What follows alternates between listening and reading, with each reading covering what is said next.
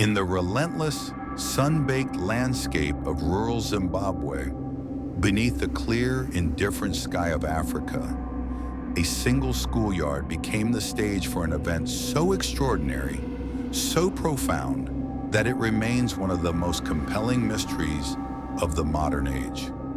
It was a moment of shared collective terror, witnessed not by adults prone to suggestion, but by 62 children, ages 6 to 12. Their account of a silver craft descending from the heavens and figures emerging from the bush was immediate, consistent, and deeply unsettling.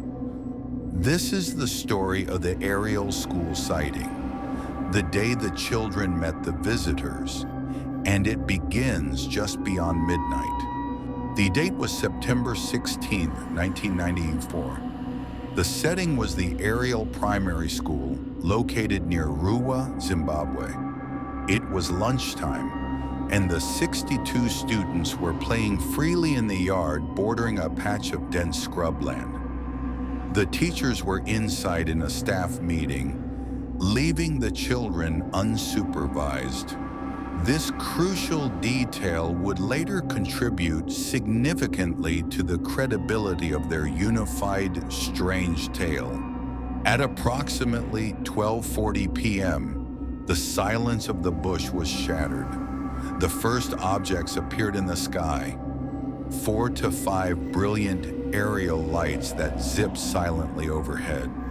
They vanished and reappeared, maneuvering with impossible speed and precision, movements that defied any known conventional aircraft. The children watched, captivated, until the lights seemed to coalesce into something more concrete. It was then that a single large craft, described by various students as silver, round, and metallic, silently descended into the scrubland bordering the school field. It didn't land gently, it simply hovered above the ground, unsettling the brush but making no sound. The children, already anxious, began to huddle together, their excitement quickly morphing into palpable fear as they realized this was not a plane or a helicopter, but the descent of the craft was only the prelude to the true terror.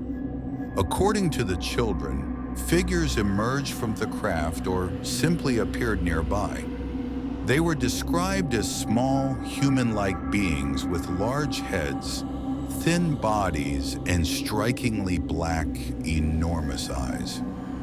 They wore dark, skin-tight suits and moved in a slow, almost gliding fashion, stepping out from the silver object and moving toward the fence line separating the students from the bush.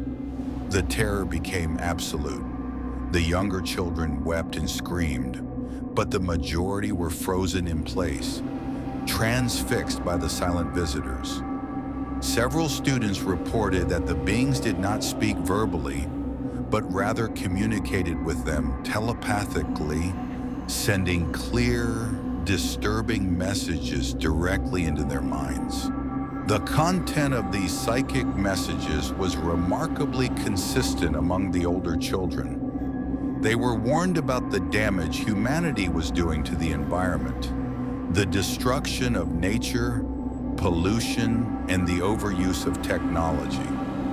The underlying tone was one of profound sadness, disapproval, and an ominous warning that if humans didn't change their ways, the world would face collapse. The encounter lasted for approximately 15 minutes before the figures retreated back to the craft. The silver object then silently ascended with the same impossible speed and maneuverability it had displayed earlier, vanishing quickly into the bright midday sky. The children were left traumatized and weeping, their unified testimony immediately drawing the attention of the school staff when they burst back into the meeting room. When the teachers questioned the children, they were stunned, Despite the fear and initial confusion, the children's stories were almost identical in detail.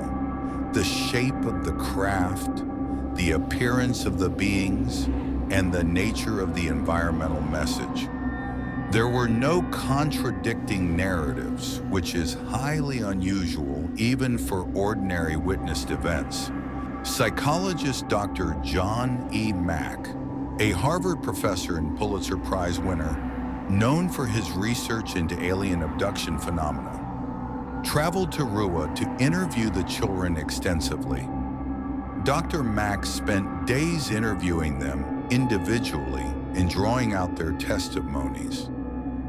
He concluded that, based on his psychological training, there was no sign of fantasy, collective hysteria, or delusion. The children were profoundly shaken and sincerely reporting an extraordinary experience.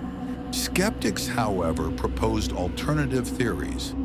They suggested the children might have misinterpreted the re-entry of space debris, or that the story was a mass delusion triggered by local folklore and the intense media interest that followed. Some even pointed to potential contamination from adult questioning, though Dr. Mack staunchly refuted these claims based on his forensic interviewing process. Ultimately, the court found Annalise's parents and both priests guilty of negligent homicide, sentencing them to 6 months in prison, suspended with 3 years probation. The verdict sent shockwaves through religious communities and sparked intense debate globally about the boundaries between faith, mental illness. Today, the Ariel School sighting remains one of the most compelling pieces of evidence in ufology. 62 young voices united in a single terrifying narrative of otherworldly contact. They did not seek fame or fortune. They simply recounted what they saw on that dusty field under the African sun. Their honesty forces us to confront the possibility that on September 16, 1994, humanity received a silent warning from elsewhere. Did 62 children truly share a profound telepathic encounter with beings from another world? Or was this a case of extraordinary collective delusion? Share your thoughts and theories on the Ariel School sighting in the comments below. If this unsettling true story left you with a shiver of cosmic uncertainty, please like this video, subscribe for more deep dives into the shadows, and ring that notification bell.